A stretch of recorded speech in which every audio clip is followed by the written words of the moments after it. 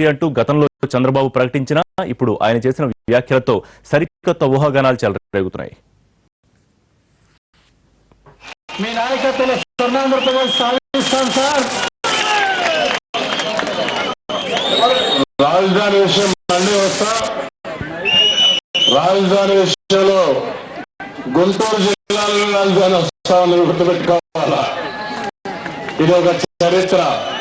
హైదరాబాద్ పోయేవాళ్ళు గుంటూరు జిల్లాలో ఇక్కడి నుంచి బయలుదేరి సాయంత్రం రాజధానికి మళ్ళా ఇంటికి రావచ్చు. అందుకే రాజధాని ప్రజా రాజధాని కావాలి. ప్రతి ఒక్కరి సహకారం కావాలి. ప్రతి ఒక్కరి భాగస్వామి కావాలి. ప్రతి ఒక్కరు ఒక ఇటుక లేకపోతే ఆ ఇటుక విలువైనటువంటి డబ్బులను ఖర్చు పెట్టే పరిస్థితి రావాలి. ఏపీ సీఎం చంద్రబాబు జిల్లాల టూర్లో బిజీగా ఉన్నారు. గుంటూరు జిల్లాలో సుడిగాలి పర్యటన చేశారు.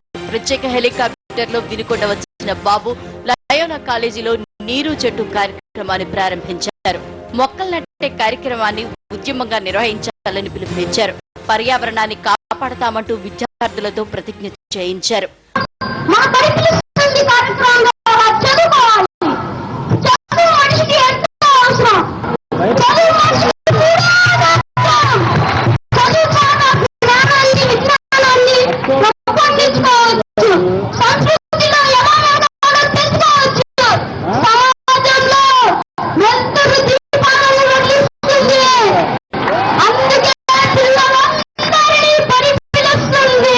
అనంతరం ప్రభుత్వ జూనియర్ కాలేజీలో బడి పిలుస్తోంది స్వచ్ఛ ఆంధ్రప్రదేశ్ కార్యక్రమంలో పాల్గొన్నారు.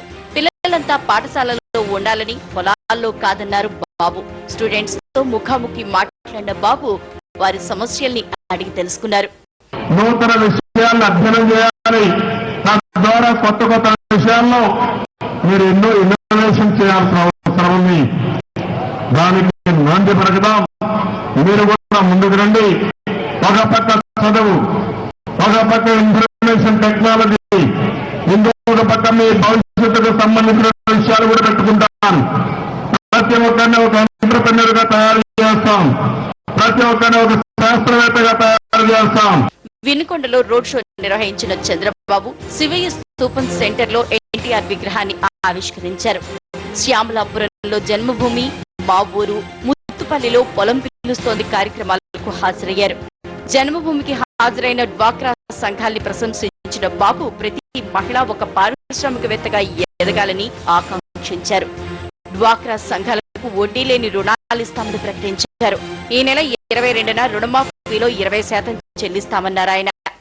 మీ ద్వారా అనేక వస్తువులు తయారు చేయాలని ఇప్పుడే డ్వాక్రా సంఘాల యొక్క స్టాల్ చూశాను.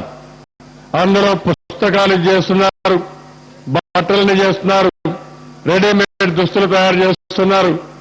ఇంకా ఊర్లో ఉండే వనరులు టాయ్స్ తయారు చేస్తున్నారు, చాలా తయారు చేస్తున్నారు. ప్రభుత్వం మీకు అండగా ఉంటాం. మీరు రూపాయి పొదుపు చేయండి, ప్రభుత్వం రూపాయి ఇస్తుంది.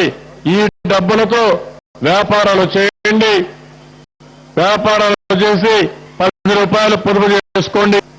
నేను ఇచ్చిన మాట నిలబెట్టుకోవడానికి రైతు సాధికార సంస్థ ఒకటి ఏర్పాటు చేసి ఈ నెల 22వ తారీఖున రైతులందరికీ 20% డబ్బులు బ్యాంకులో వేసి మీ అకౌంట్లో అడ్జస్ట్ చేసి మీ రుణాలన్నీ రీషెడ్యూల్ చేపిస్తాం.